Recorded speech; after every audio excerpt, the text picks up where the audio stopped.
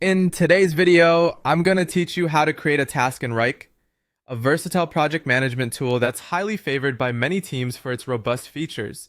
Whether you're managing a small project or leading a large team across multiple initiatives, Wrike can help organize your tasks efficiently. To get started, you'll want to first head over to the Wrike website. If you already have your login credentials set up, simply go ahead and sign in. Once inside your workspace, locate the specific project and folder that your new task will belong to. This setup helps keep all related tasks and projects organized and easily accessible.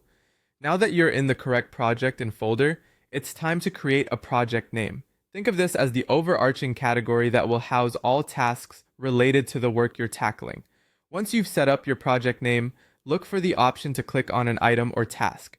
This is essentially where the magic happens, as it's your gateway to creating and managing tasks. When prompted, enter a name for your task. You could get creative here and think of a name that clearly denotes the task's purpose. Alternatively, if you have any relevant links or documents, you can paste them here to keep everything neatly bundled together. The next important step is to assign the task to someone.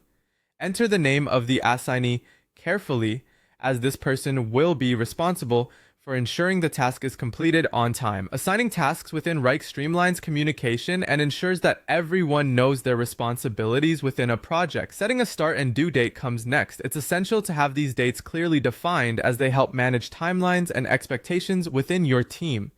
Click on the calendar icon within the task to select your desired start and due dates. This small step makes a significant difference in how efficiently a project is executed.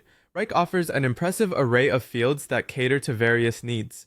If your project requires it, take advantage by adding tags or custom fields to your task. These can be useful for organizing tasks by priority, category, or any other classification that you find helpful for your workflow. Finally, consider if you need to break down the task further by adding subtasks. This option is especially useful for larger tasks that involve multiple steps or team members. Adding subtasks ensures everyone stays on track and nothing gets overlooked. And there you have it. By following these steps, you should be able to create a task in Wrike seamlessly. Remember, practice makes perfect, and the more you use the platform, the more intuitive it will become. I hope this guide was helpful in demystifying task creation in Wrike. Thanks for tuning in, and happy task managing!